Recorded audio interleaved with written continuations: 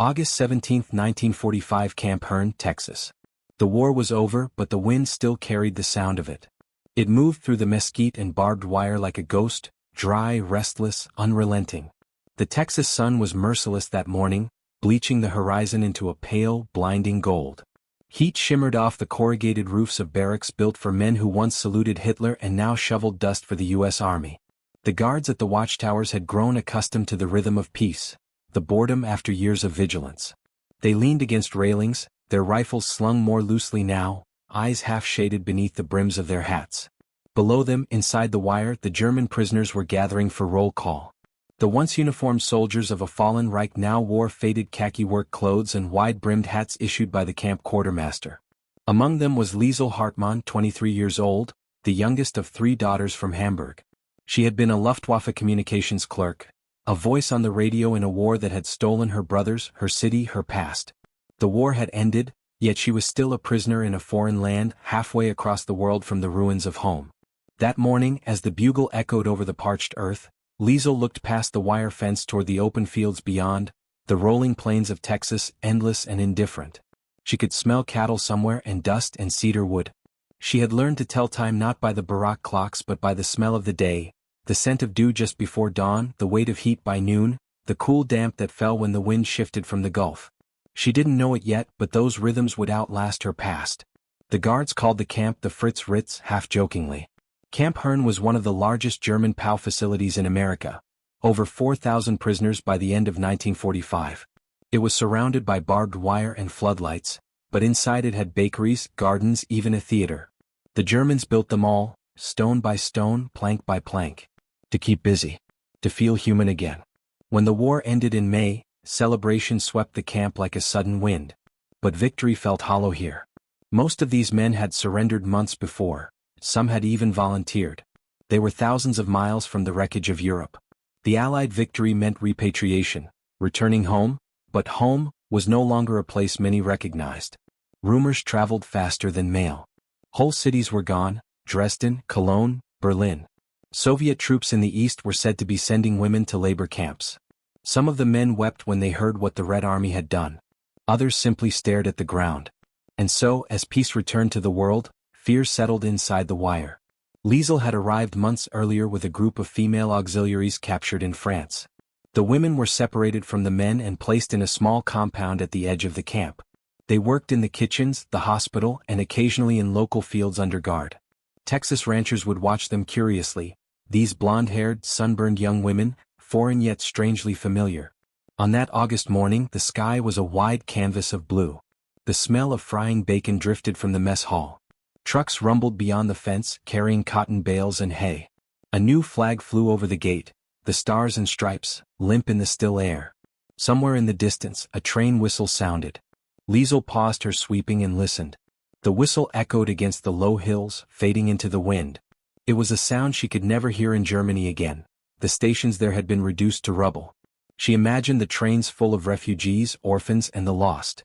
Inside the barracks, a radio played "Sentimental Journey," the same song she had heard in France when the Americans took her unit. She remembered how the sergeant who captured them had smiled politely, saying, "War's over, miss." But war never ends for the defeated. It lingers in the eyes, in the accent, in the way people look at you when you speak. That afternoon, a convoy of military trucks arrived. Dust rose in plumes behind their tires. The men and women gathered near the wire to watch. A new officer stepped out, tall, young, suntanned, wearing the insignia of the U.S. Army Corps of Engineers. He carried orders from Washington. The first wave of POWs would soon be repatriated. For most, it should have been good news. But silence followed the announcement.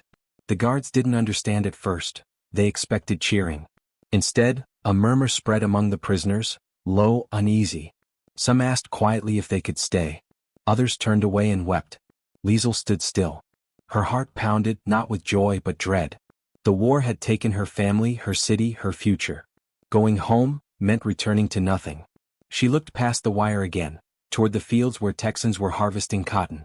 Among them she saw a young man on horseback, his hat pulled low, his shirt stained with dust. He glanced toward the camp as he rode by, curious but not cruel. Their eyes met for a second. Then he was gone. It was a small moment, almost invisible amid the hum of cicadas and engines. But history often begins that way, not with thunder but with stillness. Camp Hearn was changing. The guards had grown friendlier, the routine looser. Some prisoners worked on nearby ranches during the day, escorted by local farmers instead of soldiers. The Americans called it the program of trust. They wanted the Germans to learn democracy through work, through dignity. And so, beneath the Texas sun, defeated enemies learned to mend fences, herd cattle, and speak English. They learned the names of wildflowers and the rhythm of the seasons. Many of them began to smile again, cautiously, as if testing the weight of peace. Liesel found herself assigned to the infirmary, tending to prisoners who fell ill from the heat. Her English improved quickly, she was diligent, kind, composed. The American nurses liked her. They trusted her. Sometimes, when the night shifts stretched long and quiet, she would step outside to watch the sky. The stars here were impossibly bright, unpolluted, endless. It was under that same sky that her decision would one day take root. The historians would later call it an odd chapter of the war. German prisoners who refused to go home. In 1946, hundreds of them, men and women alike, petitioned the U.S. government to let them stay. Some feared the Soviets. Others had fallen in love. But that was still months away. In August 1945, Liesel knew only that she felt safer here than she ever had in the Reich. The air was dry, the work honest. The people, though wary, were decent. She could breathe without fear. And yet, in the camp records, she was still enemy alien #472-16. The paradox hung over every prisoner. To survive was to obey, but to truly live meant defiance. As the sun dipped below the horizon, the fields outside the camp turned the color of blood orange and wheat. The guards lit their cigarettes, their laughter floating softly through the dark. Inside the compound, Liesel sat on her bunk, penning a letter she knew might never reach Germany. She wrote of the heat, the stars, the kindness of strangers. She wrote that she no longer dreamed in German. Her hand trembled when she signed her name. Outside, a coyote called in the distance, a long, lonely sound that rose and faded into the wind. The night was thick with crickets and the faint hum of generators. Somewhere near the gate, the same ranch hand she had seen earlier leaned against his truck, talking quietly with a guard. She couldn't hear the words, but she saw him glance toward the women's barracks again. He didn't know it yet, but that small, forbidden glance would one day rewrite 2 lives, and challenge an empire's sense of victory. Years later, historians would debate what it meant. These Germans who stayed behind, who chose the land of their captors over the soil of their ancestors. Some would call it cowardice. Others, redemption. But on that August night in 1945, it was simpler. It was the sound of a woman breathing freely for the first time in years. It was the faint pulse of hope beneath a sky large enough to forgive. The war was over. But for Liesel Hartmann, and for hundreds like her, the battle between duty and desire had only just begun.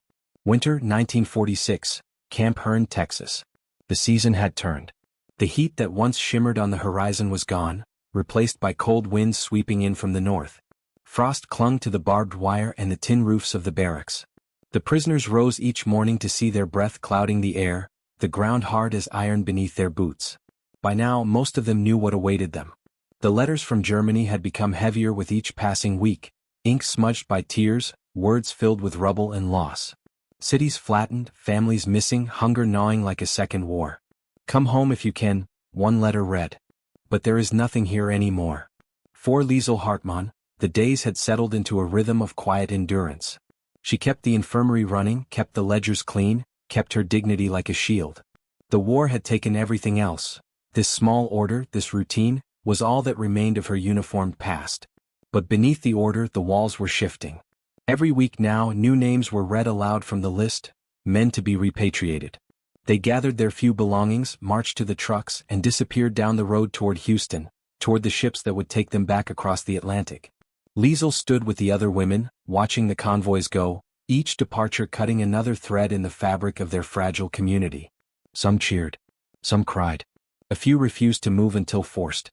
"You'll be next, Fräulein Hartmann," one of the guards told her with a half-smile. "Soon you'll be home again." Home. The word no longer meant what it once had. That night, unable to sleep, she walked outside. The camp was quiet except for the creak of the watchtower windmill and the soft hum of the generators. Beyond the wire, the plains stretched into darkness.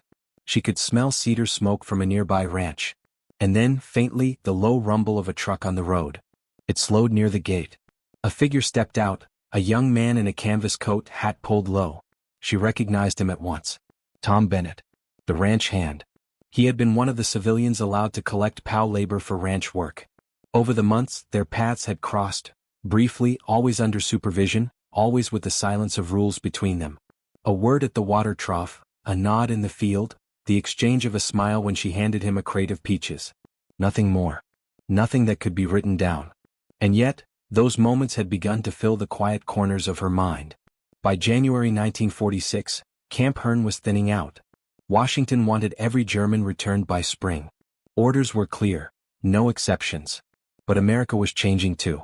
The war economy was fading, men were coming home, farms needed hands. Local ranchers petitioned to keep the POWs longer, arguing they were good workers, polite and Christian. One afternoon, an American nurse handed Liesel a letter stamped with an official seal. She opened it slowly, her fingers trembling. Inside, printed in crisp type, were her repatriation orders. She was to report for transfer within 2 weeks. Her knees nearly buckled. She walked out behind the infirmary, her breath turning to fog, and read the paper again and again until the words blurred. The wind tugged at the edges. Germany. 2 weeks. She thought of the letters from home, the ones that spoke of hunger and fear, of women cutting down trees for fuel, of Russian soldiers marching through the streets. She thought of her mother's house, bombed to ash. There was nothing left to return to. And then she thought of Tom Bennett, of the way he'd looked at her through the dust and wire, like she wasn't a prisoner at all. That night, she hid the letter under her mattress and didn't tell a soul. Escalation. In the following days, the camp was restless. Rumors spread of prisoners escaping, of trucks overturned on back roads. A few men vanished into the countryside. The guards grew uneasy. Orders tightened.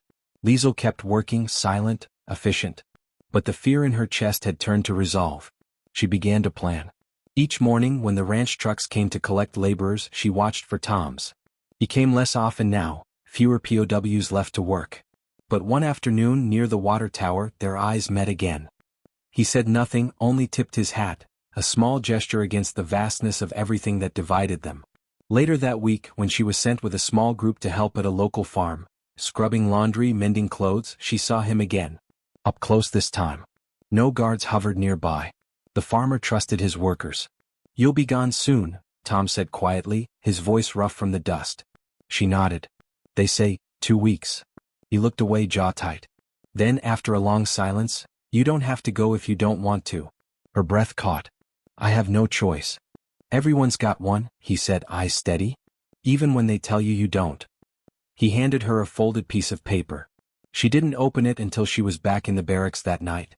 Inside was a crude map of the back roads leading north, past the river, past the checkpoint, to his family's ranch. At the bottom he had written one line, "If you want to stay, meet me by the fence at midnight, the night before they take you." Confrontation. The night came cold and still. The sky was a bowl of stars, frost crackling underfoot. In the barracks, the women slept uneasily, the air heavy with farewell. Liesel packed nothing. Only her papers and a photograph of her parents, creased and fading. When the clock struck 11, she slipped from her bunk, heart hammering.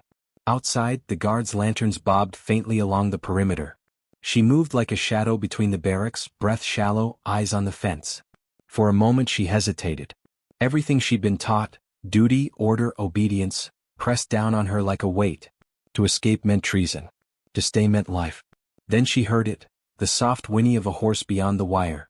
She crouched, pushed aside the loose section of fence she'd marked days before, and slipped through. The cold bit her skin, the night smelled of cedar and freedom. Tom was waiting with his truck idling by the road. When he saw her, he said nothing, only opened the door. She climbed in, her hands trembling.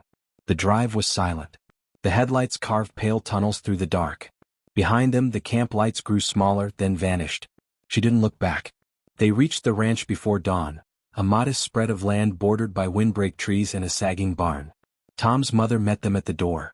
She was older, gray-haired, her face lined but kind. She said nothing, only looked at Liesel for a long moment before stepping aside. Inside, the house smelled of coffee and wood smoke. A Bible lay open on the table. "If you mean to stay," Tom said quietly, "we'll have to do it proper." They were married that morning, just as the sun broke over the horizon. The ceremony was small. Only Tom, his mother, and the local preacher who asked few questions. Liesel stood in a borrowed dress, her POW number still faintly visible on her wrist.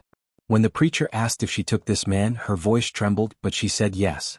It was not defiance in the way generals write of it, it was quieter, fiercer. It was the refusal to be broken by the logic of war. What she didn't know was that her name would be called in the camp that very afternoon. Her absence would spark an investigation. Her number would be listed among the unaccounted. But no one came looking too hard. By spring the camp would be dismantled, the barracks emptied, the wire taken down. The war was over. Paperwork had lost its appetite for ghosts. Resolution. The first weeks on the ranch were hard. She rose before dawn, fed the chickens, milked the cows, learned the rhythm of the land. At night she and Tom spoke little of the past. The silence between them was not avoidance but healing. Sometimes she would stand on the porch and watch the trains pass in the distance, their lights flickering across the dark fields. She wondered how many carried men like her, homebound, unwilling, hearts torn between two worlds. When the papers came through the following year, her new name was written in careful type, Liesel Bennett. Naturalized by marriage. No longer an enemy. No longer a prisoner. Historians would one day record that hundreds of German POWs remained in America after 1946, some legally, others by marriage or labor permits. They built farms, joined churches, raised families. Their children grew up speaking English with Texas accents, never knowing the barbed wire stories behind their parents' eyes. But for Liesel, the story was simpler. It was the morning light over the plains, the smell of wet earth after rain, the feel of her husband's hand rough with rope and work. She would write to her mother years later, carefully through the Red Cross, telling her that she was safe, that she had found a kind man, that she had forgiven herself. And though her mother never wrote back, she sometimes imagined the letter reaching across the Atlantic, into the ruins of Hamburg, resting at last in some quiet, dusty room. Historians note. The American POW repatriation program concluded in 1947. By then, an estimated 5,000 German prisoners had refused return or found ways to remain in the United States. Many cited fear of Soviet occupation zones or personal ties formed with local communities. Camp Herne itself was dismantled that same year. Only its foundations remain, reclaimed by grass and silence. In later years, when the neighbors whispered about the German woman with the strange accent who married a cowboy, Tom would only smile. He'd say she was the bravest person he'd ever met. And when she asked him once, quietly, if he ever regretted it, defying the law, the government, the war, he shook his head. "No, ma'am," he said. "We both fought our battles. Just different ones." The choice between return and renewal, the conflict between duty and desire, was one of the quietest yet most profound battles of the post-war world. For Liesel Hartmann, it was not a question of homeland but of humanity. In choosing to stay, she did what armies and treaties could not. She turned the end of a war into the beginning of peace. Texas Hill Country, spring 1983. The wind still moved across the fields the same way it had in 1945, slow, steady, carrying the scent of mesquite and rain. Time had softened everything. The fences replaced, the barns repainted, the ghosts of war long buried under layers of ordinary life. On a small ranch west of Herne, a woman sat on her porch wrapped in a quilt, a mug of coffee in her hands. Her hair was silver now, her accent faded but not forgotten. The locals knew her as Liesel Bennett, the quiet German lady who baked rye bread and tended roses even in the dry heat. Few remembered she had once worn a uniform. Fewer still knew she had once lived behind wire. The world had changed 100 times since then. Germany had risen from the ashes, divided, rebuilt, reunited. America had gone to new wars, reached the moon, invented machines that could speak and see and remember. But for Liesel, history had slowed to the rhythm of seasons. Calves in spring, storms in summer, harvest in fall, stillness in winter. She never returned to Germany. Not once. The aftermath. When the war ended, Europe was rubble and silence. More than 10 million Germans displaced, 5 million soldiers dead, entire cities erased. The victors came to rebuild, to judge, to teach. The vanquished came to survive. But in the quiet corners of the world, on ranches in small towns, in lives like Liesel's, the work of reconciliation began not with treaties but with tenderness. Historians would later trace it in statistics and policies, the Marshall Plan, NATO, cultural exchanges. But the true beginning was humbler, an exchange of kindness between two people who had no reason to trust each other. Liesel Bennett became a citizen of the United States in 1951. Her oath of allegiance was brief, spoken softly in a courthouse in Bryan, Texas. The clerk mispronounced her name. She smiled and let it be. When asked her occupation, she wrote, homemaker. Tom Bennett stood beside her, his hat in hand, beaming like a man who had just won back a piece of the world. Afterward, they drove home through fields that glowed with bluebonnets. "Well," Tom said, "guess you're one of us now?" She nodded, eyes on the road. "Maybe I always was." Echoes of history. By the 1950s, the barbed wire that once encircled Camp Hearn had been sold for scrap. Cattle grazed where prisoners once marched. Children rode bicycles past the old foundations, never guessing what stories lay beneath their wheels. But the land remembered. In spring, wildflowers grew thick where the barracks had stood. The locals called them German blooms. Visitors came occasionally, historians, veterans, sons of former POWs. They took photographs, scribbled notes, spoke of reconciliation. One summer afternoon, a journalist found Liesel at the Hearn grocery and asked if she might speak about the old camp. She declined politely, saying only, "That part of my life belongs to the wind." Still, she kept a small box under her bed. Inside were her POW identification tag, the repatriation order she never obeyed, and a black and white photograph of the camp taken from the air. On the back she had written, "Freedom sometimes begins with disobedience." The weight of memory. When Tom died in 1972, Liesel buried him on the ridge behind the ranch beneath a live oak. The headstone was simple: Thomas Bennett, 1919 to 1972. Husband, rancher, soldier. After the funeral, she stood alone at the grave and whispered a few words in German. Then, switching to English, she said, "You taught me how to belong." She kept the ranch running with quiet resolve. The neighbors helped during roundup season, the church ladies brought casseroles, and the mailman always waved twice at her gate. She wrote letters to distant cousins in Hamburg, telling them of the Texas sky, the rains, the smell of cut hay. She never mentioned the war. Yet sometimes, when thunder rolled across the plains, she would sit by the window and close her eyes. The sound reminded her of artillery. The flash of lightning became flares over a ruined city. Even 40 years later, memory had a way of sneaking through the cracks. Still, she did not regret her choice. "I chose life," she once told a young historian who visited her in the late 70s. Not sides. The wider story. The story of the German POWs in America remains one of the quieter footnotes of the Second World War. Between 1943 and 1946, over 400,000 German prisoners were held in 700 camps across the United States. They harvested crops, built roads, repaired railways. For many Americans, they were the enemy made human, polite young men who said, "Yes, sir," and sang songs at dusk. For the prisoners, it was their first glimpse of a world not ruled by fear. When repatriation came, thousands begged to stay. Most were denied. But a few, through marriage, work, or sheer will, found a way. They built quiet lives, blending into the rhythm of the nation they had once fought against. Their children became teachers, doctors, ranchers, soldiers. Decades later, as Germany and the United States became allies, the story of those POWs became something more than a curiosity. It became a symbol of transformation, the proof that reconciliation begins not with politics but with people. The final years. In 1981, Liesel fell ill. The doctors called it lung fibrosis, the slow tightening of breath.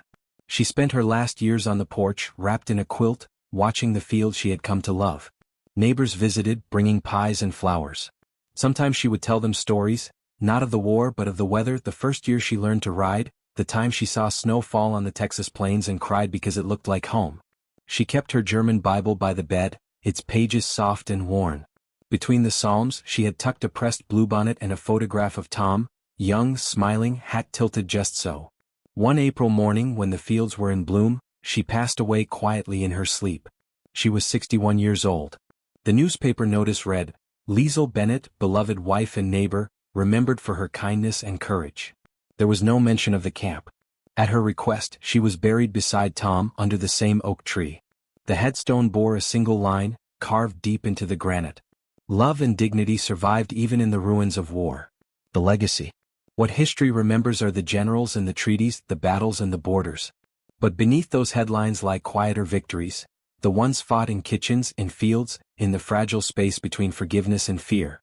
Liesel's story is not one of conquest but of courage, the courage to let go of hate, to plant roots in foreign soil, to turn captivity into belonging.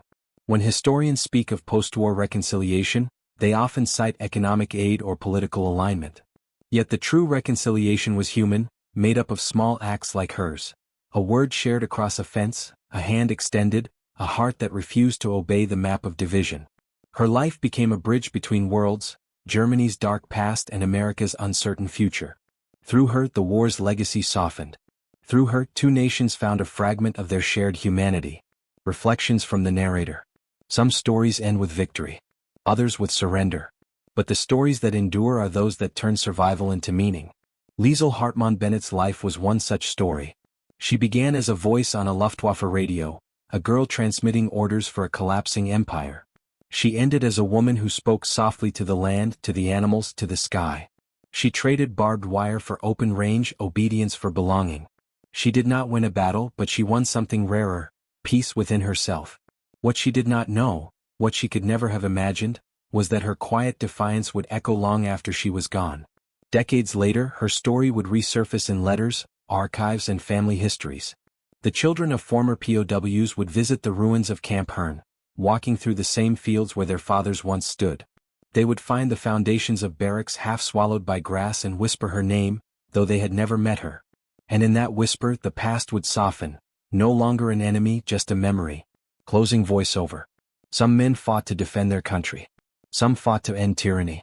And some, like Liesel, fought simply to remember what it meant to be human. Some came home to ruins. Some never came home at all.